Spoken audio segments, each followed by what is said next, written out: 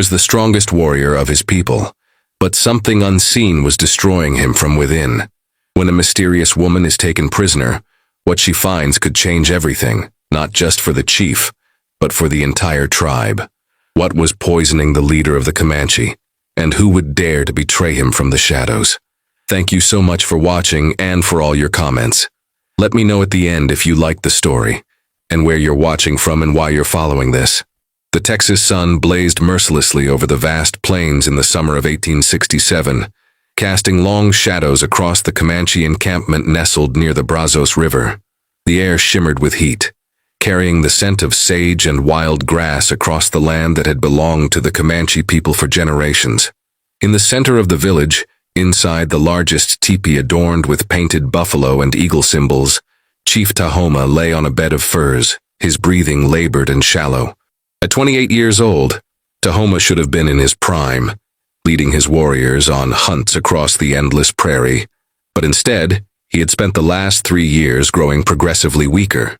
His once powerful frame, standing over 6 feet tall with broad shoulders and muscular arms that could draw the strongest bow, had become gaunt. His bronze skin, which used to glow with health under the sun, now appeared pallid and covered in a thin sheen of sweat. His deep-set brown eyes, usually fierce and alert, were clouded with pain and exhaustion. The medicine man, old Pahayoko, knelt beside the chief, burning sacred herbs and chanting prayers to the spirits. He had tried every remedy known to the Comanche people: teas brewed from willow bark, poultices made from prickly pear, smoke ceremonies, and purification rituals in the sweat lodge. Nothing worked. The sickness that plagued their chief remained a mystery, defying all traditional healing methods. Outside the teepee, the sounds of the village continued as women prepared meals, children played among the horses, and warriors maintained their weapons. But a shadow of worry hung over everyone. Without a strong chief, their band was vulnerable to attacks from rival tribes, and the ever-encroaching white settlers who pushed westward, claiming Comanche lands as their own. Tahoma's sister, Nayeli, a woman of 25 with long black hair braided with leather and beads, entered the teepee carrying a wooden bowl of cool water. Her face bore the same strong features as her brother, with high cheekbones and a determined jaw. She had been caring for Tahoma tirelessly, her heart breaking as she watched the once mighty leader of their people fade day by day. "Brother, you must drink," she urged gently, lifting his head and bringing the bowl to his lips. Tahoma managed only a few sips before falling back, exhausted from the simple effort.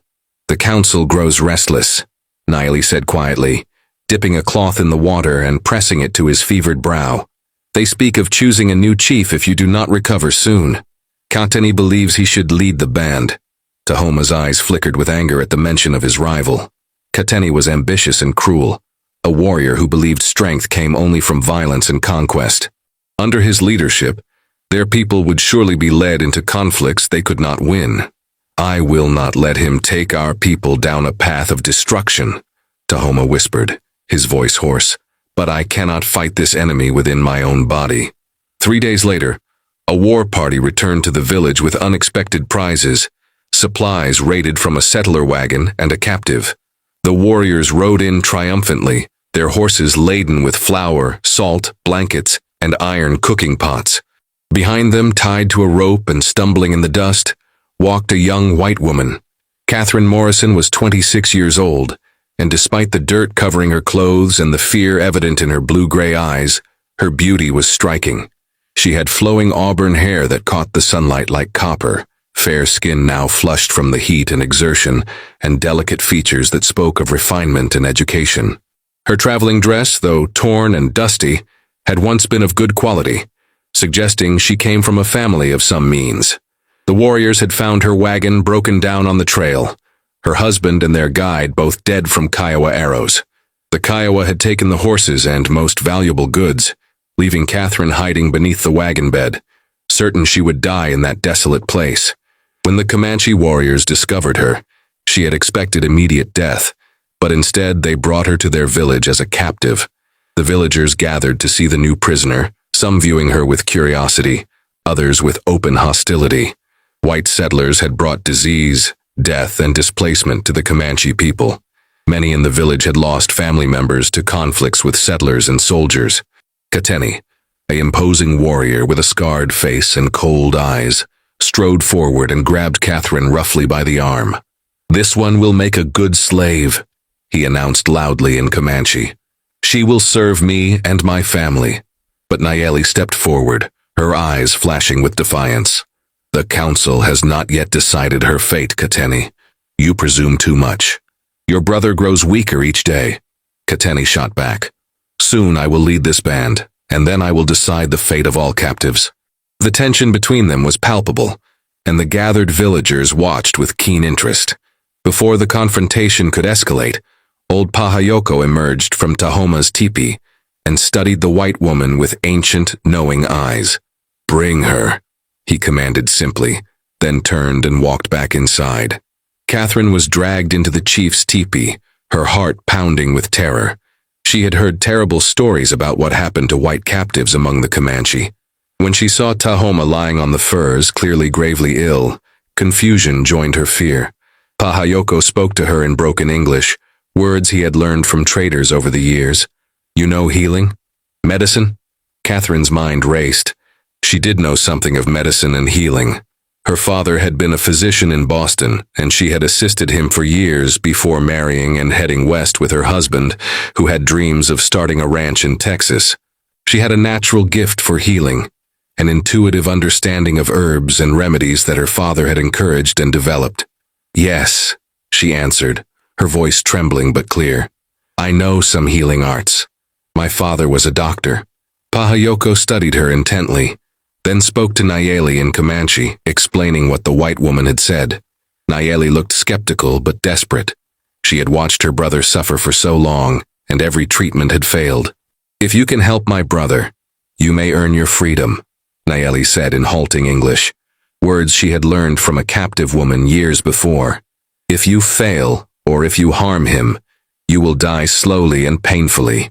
Do you understand?" Catherine nodded, swallowing hard. She approached Tahoma cautiously, kneeling beside him. Even weakened by illness, she could see he had been a magnificent man.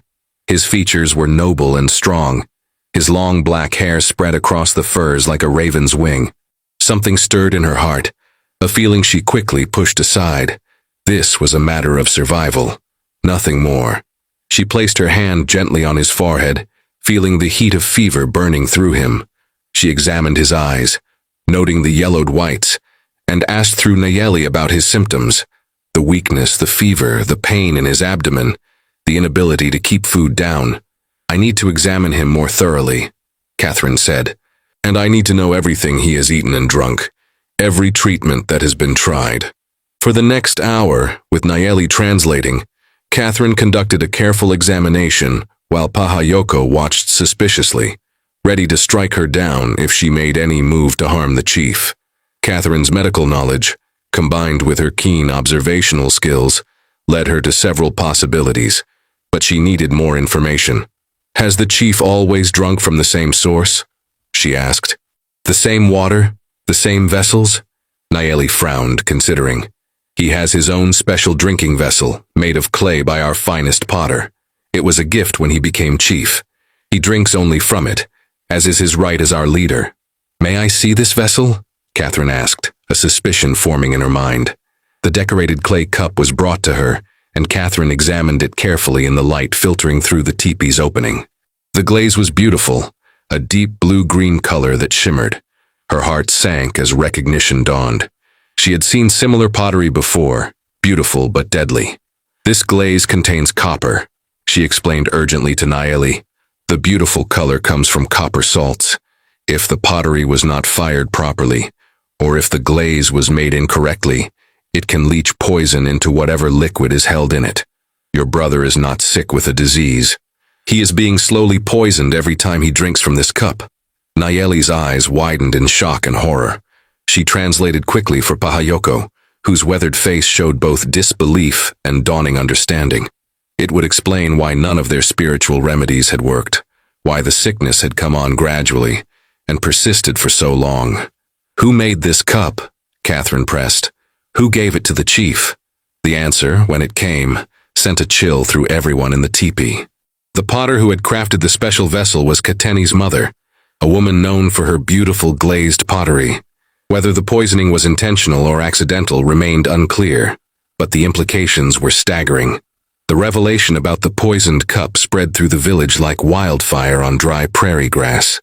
Nayeli immediately ordered that Tahoma be given only water from gourds and wooden vessels that other members of the tribe used regularly. Catherine remained by his side, administering remedies she prepared from plants she recognized growing near the river. Milk thistle to help cleanse his body of the poison, dandelion root to support his weakened system, and yarrow to reduce the inflammation in his organs. Within 2 days, the change in Tahoma was remarkable. The fever that had plagued him for months began to subside, his eyes cleared, and he was able to keep down food for the first time in weeks. Color returned to his bronze skin, and the terrible weakness that had confined him to his bed gradually lifted. As his strength returned, so did his authority over the band.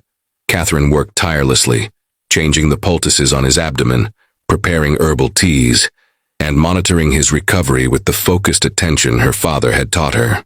She found herself studying Tahoma's face as he slept, noting the strong lines of his jaw, the proud nose, the way his chest rose and fell with increasingly steady breaths.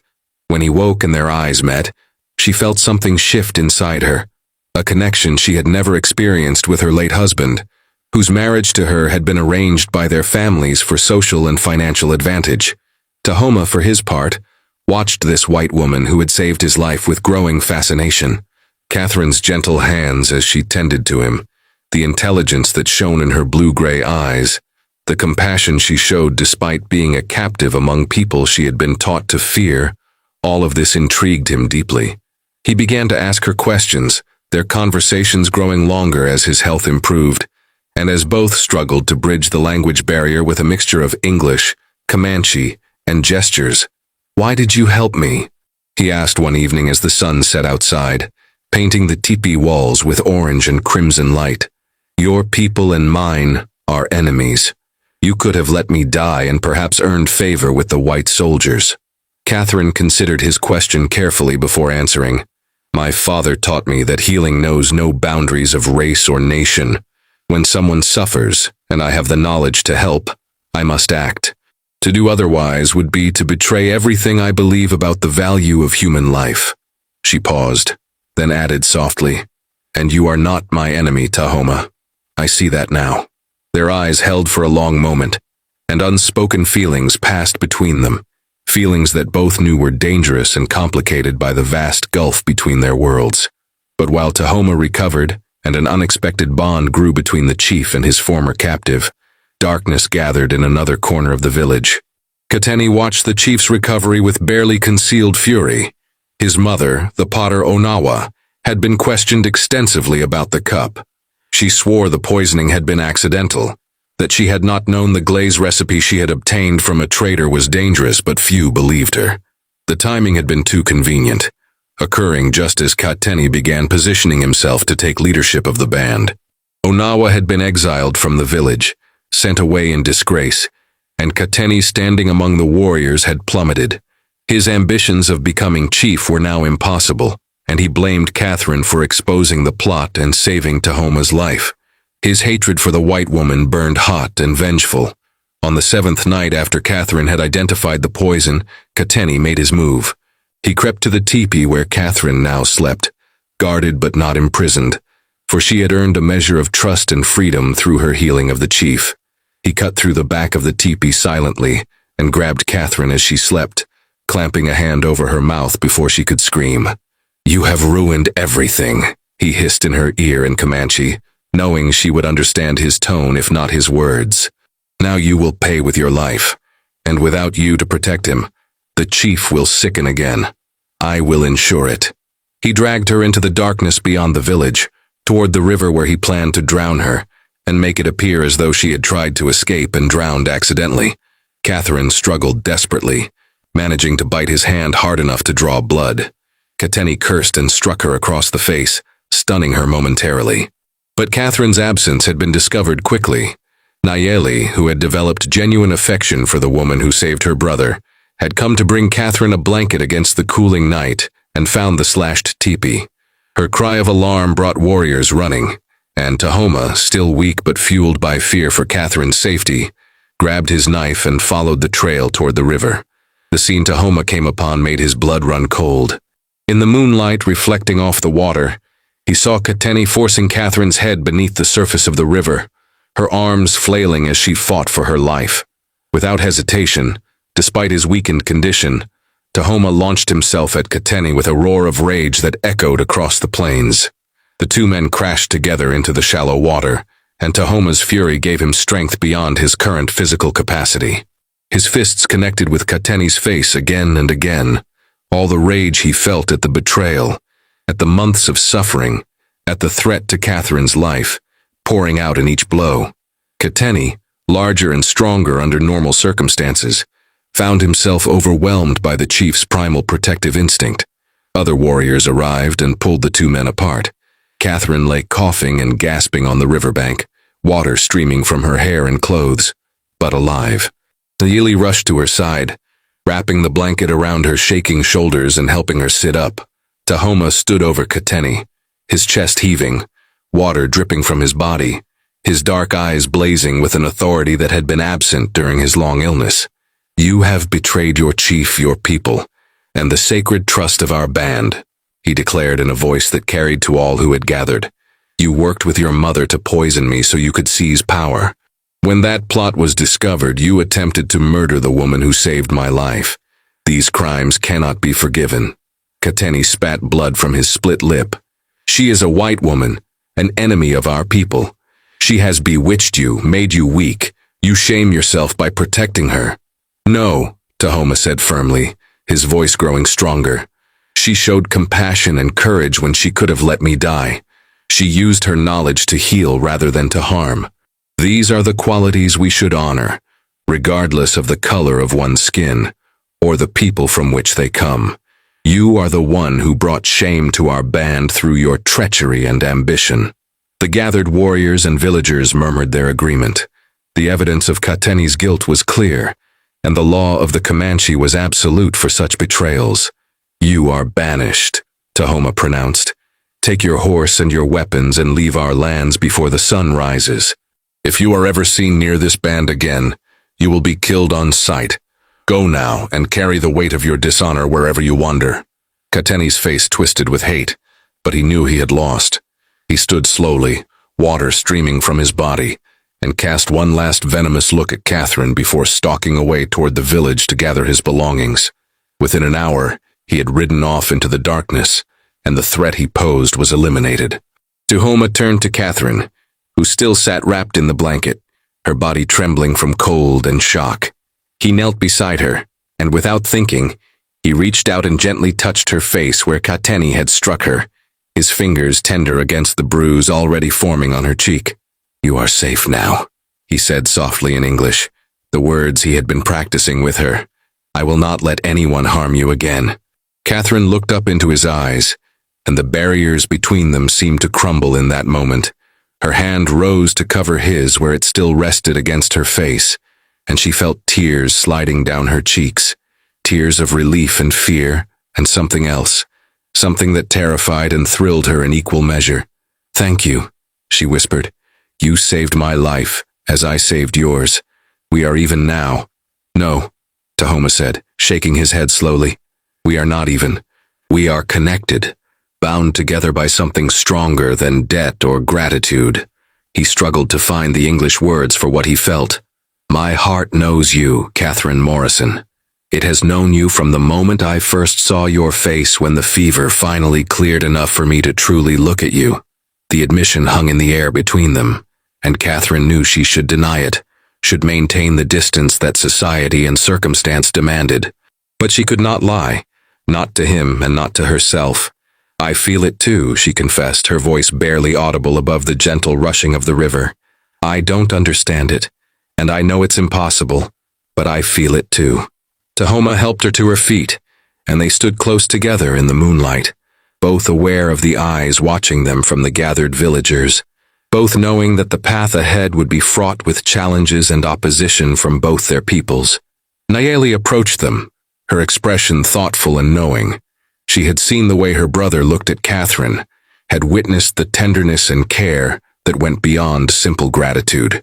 As a woman who had loved and lost her own husband to a raid 3 years prior, she recognized the signs of genuine feeling growing between them. "Come," Nayeli said gently in English. "Catherine needs dry clothes and rest. The night has been long and dangerous, and there will be much to discuss when the sun rises." As they walked back to the village together, Tahoma kept his hand on Catherine's elbow, a gesture of support and protection that did not go unnoticed by the people of the band. Whispers spread through the crowd, some approving, others concerned, but all recognized that something significant had shifted in their community that night. The next morning, Tahoma called a council of the band's elders and senior warriors. Catherine was asked to attend, an unusual honor for a captive, but one that reflected her changed status within the community. She sat beside Nayeli as Tahoma addressed the gathered leaders, his voice strong, and his bearing once again that of a powerful chief. The council gathering took place in the center of the village as the morning sun climbed higher in the cloudless Texas sky. The elders sat in a circle on buffalo robes, their weathered faces grave as they considered the unprecedented situation before them. Tahoma stood before them, fully recovered now, his powerful frame radiating the strength and authority that had made him chief at such a young age. Catherine sat with Nayeli slightly apart from the circle, her heart pounding as she understood that her fate was being decided. "My brothers, my elders, my people," Tahoma began, his voice carrying across the assembled crowd that had gathered to witness the council. "You all know what transpired last night. Kateni, driven by ambition and hatred, attempted to murder the woman who saved my life and exposed the plot that had been slowly killing me for 3 years. He has been banished for his crimes, and justice has been served according to our laws." The elders nodded in agreement. There was no dispute about Kaiteni's guilt or the appropriateness of his punishment. "But now we must address another matter," Tahoma continued, his eyes moving to Catherine. "This woman, Catherine Morrison, came to us as a captive, taken from the white settlers who continue to encroach upon our lands. By the customs of our people, she could have been enslaved, traded, or killed. But she proved herself to be a healer of great skill and compassion. She asked for nothing, expected no mercy, yet she used her knowledge to save the life of her captor when she could have remained silent and let me die." One of the oldest elders, a man named Tuhkuma, whose face was as lined as ancient tree bark, spoke up. "What you say is true, Tahoma. This white woman showed honor and courage, but she is still one of them, one of the people who kill our buffalo, who bring soldiers to drive us from our lands, who break every treaty they make with us. How can we trust her? How can we know this is not some elaborate deception?" Before Tahoma could respond, Catherine rose to her feet. All eyes turned to her as she stood straight and dignified despite her fear. Nayeli made to translate, but Catherine had been learning Comanche words and phrases diligently during her time in the village, and she spoke now in halting but sincere Comanche. "Honored elders," she said, her accent heavy but her words clear enough to understand. "I know your people have suffered greatly at the hands of mine.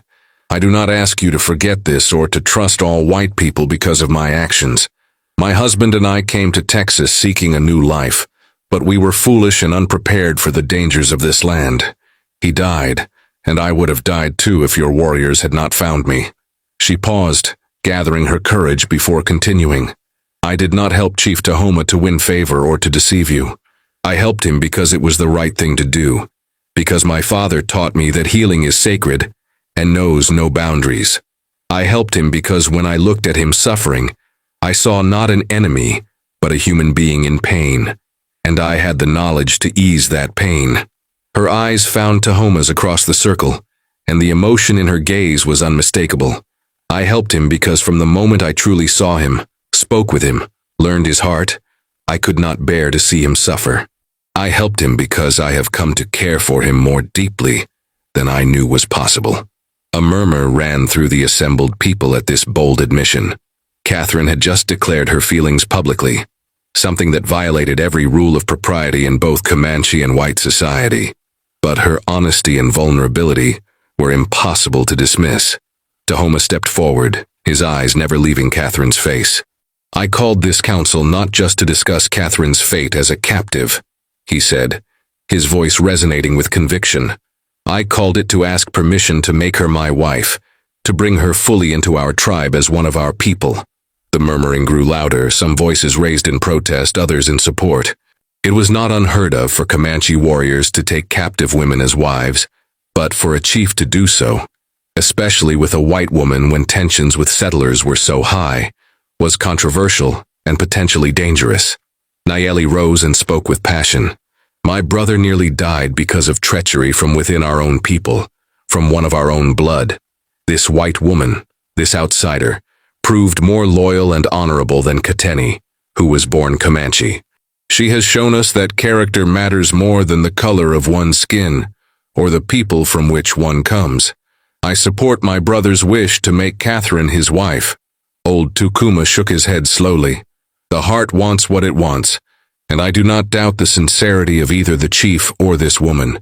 But we must think of the practical consequences.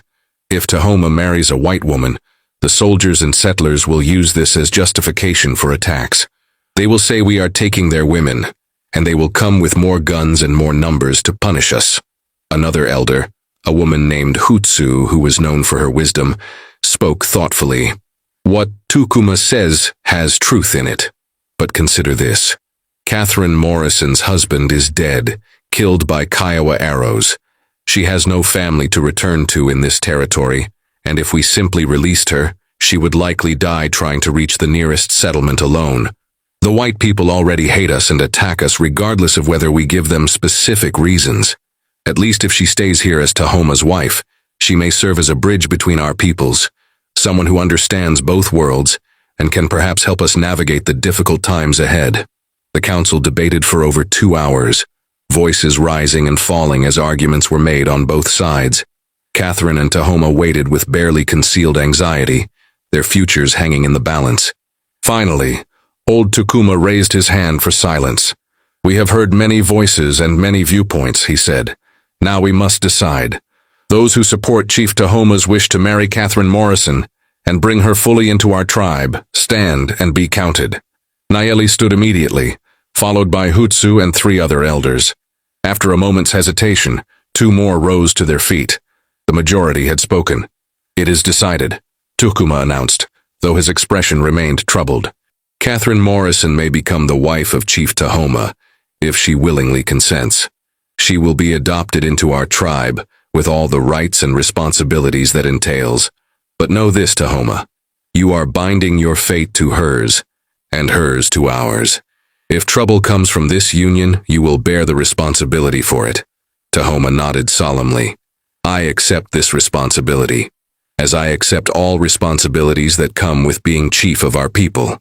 He turned to Catherine, extending his hand to her. "Catherine Morrison, will you consent to become my wife, to join our people, to share in our struggles and our triumphs?" Catherine felt tears streaming down her face as she took his hand and rose to stand beside him. "Yes," she said clearly in both English and Comanche. "Yes, I will." The marriage ceremony took place 3 days later, giving time for preparations, and for Catherine to be properly instructed in the customs and responsibilities she was undertaking. Nayeli took charge of preparing Catherine, teaching her the traditional ways, helping her create the buckskin dress she would wear for the ceremony, adorned with intricate beadwork and fringe. On the day of the wedding, as the sun set and painted the sky in shades of gold and crimson, Catherine stood before the assembled tribe wearing her new dress, her auburn hair braided and woven with wildflowers. Tahoma stood opposite her, magnificent in his ceremonial clothing, his chest bare and painted with symbols of strength and leadership, his long black hair adorned with eagle feathers. The ceremony itself was simple but profound. Pahayoko, the medicine man, blessed their union with prayers and sacred smoke. Catherine and Tahoma exchanged gifts. She gave him a beautifully beaded knife sheath she had made with Niley's help, and he gave her a necklace of turquoise and silver that had belonged to his mother. They shared food from the same bowl and water from the same gourd, symbolizing that they would now share all things in life. As the ceremony concluded and the feasting began, Tahoma drew Catherine aside to a quiet spot overlooking the river, where he had saved her life just days before. The water reflected the last light of day, and the air was filled with the sounds of celebration from the village behind them. "Are you afraid?" Tahoma asked gently, taking both her hands in his. "You have given up everything you knew, everything you were, to be here with me." Catherine smiled, and for the first time since her husband's death, since the terrifying capture, since all the trials she had endured, she felt truly at peace. "I gave up nothing that mattered," she said softly. "The life I had before was not really mine. It was the life my parents wanted for me, the life society expected. But this, here with you, this is the life I choose for myself." She reached up to touch his face, marveling at how natural it felt, how right. "When I was hiding under that wagon, certain I would die, I prayed not for rescue but for my life to have meant something, to have mattered.